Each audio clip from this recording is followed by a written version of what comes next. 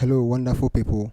Welcome once again to another episode of 50 plus 1. And on this episode, we are going to look at the consequences of the election of Right Honorable Alban Sumana Bagbin as the Speaker of Parliament. And that's what we're going to discuss. We're going to discuss our new Speaker of Parliament. Before I delve into the substantive issue, I would like to just chip in this that after the election of Mr. Right Honorable Sumana Bagbin, the ruling party and of course its followers and some of its leading members have come out to say that the election of Alban Bagbin is a good thing for this country. They don't have any misgivings about it, and that is a fantastic person. He has the personality, temperament, competence and experience to deliver in the capacity as Speaker of Parliament in Ghana's Speaker of Ghana's 8th Parliament. But the point is, they knew this, but yet they contested him. Like, they nominated someone to contest him. That's just by the way. Yeah, so from the commentary surrounding Mr. Alban Bagbin, it's like the NPP is okay with him. The NDC elected him, of course. He's an NDC member, but he's not an NDC speaker. He's the Speaker of Ghana's 8th Parliament, not Speaker of NDC's Parliament or NPP's Parliament, but Ghana's 8th Parliament. But of course, he came from the NDC. And he's a long-standing member of the NDC who, at a point even, I think, contested as a presidential candidate, something of that sort. But he has been in Parliament for like 28 years. So he has experience, and his experience will come to bear. But the NDC members were jubilating, yes, that now their speaker, because the speaker is from their party.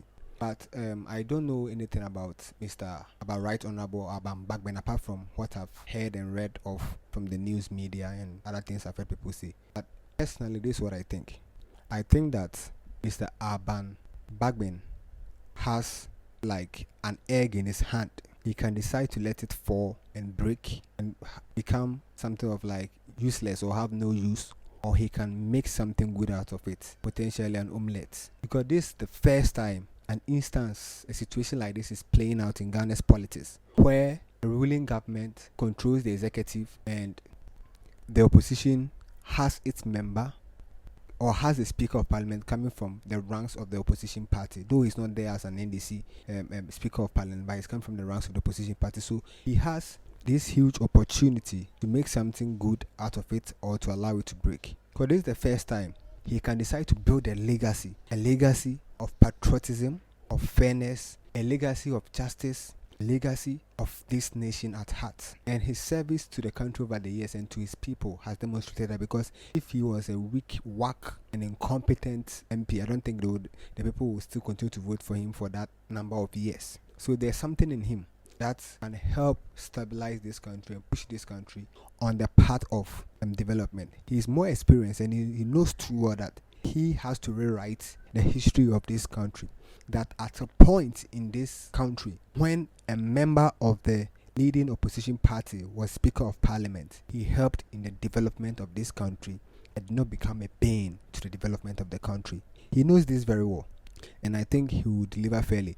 From the commentaries I've listened to from some of the members of the NDC, according to them, Mr. Alban Bagbin is an institution of parliamentary business. Like, he knows everything. He's an institution, a whole institution by himself, and that he is strict by the parliamentary orders. He sticks by it and makes sure that every member also goes by that. He's stern, he's firm, and he's fair, and he's also an objective-minded person. I think these qualities are good for our country. So for once, with 137, one independent candidate and a Speaker of Parliament from the opposition, and the Speaker of Parliament having all these attributes I just listed, I believe that we are on course to something good, something genuine, and something great for once in Africa. That we are going to have fair accountability, we are going to have just probity, we are going to have value for money, and things will be done in the interest of this country for once. Because already, let that slip by. Let those ones. Let's move on from there. From the things that happened in Parliament and stuff. Yes, they were bad, so we've condemned that. But the consequences of Alban Bagbin's election as Speaker shows that we can build, or this country can be the lead in carving the mark that if you have a Speaker coming from the other political party that's not ruling, that means there's going to be value for money. The government can be kept on its toes, that it shouldn't be usually as they are the public accounts committee where things stall. They do the investigation, but they can't really do anything. But this time around, real powers, and basically because Ghana's parliament is basically split now, and it's split, so there's no bigger majority, there's no bigger minority. So at a point, you always have to be consensus building. There must be compromise negotiations, there must be trade-offs, there must be fairness and good faith. Yes, because good faith is very important in this instance. Then good faith must come with the idea that it is good for the ordinary Ghanaian. And I believe that the speaker knows all these things too well, that he will let people, even people from his own political party, or the desire to play as if he is fair, get in his way and mess up his legacy, what he has built so far. Because seriously, I think 10-20 years from now, when we read the history books of Ghana, this particular incident will stand out. Because in Ghana's Fourth Republic, this is a standard issue, and I think in Ghana's almost 64 years of independence, this issue still stands out. So it's a big issue, it's a big matter, it's a wonderful incident, and how it plays out is in the hands of Mr. Alban Bagbin, and he knows that he has to build his legacy. He has to make a good name for himself. The same way we mention the names of Kwame Nkrumah, mention the names of Beche Bilamte, we mention the names of the big sis,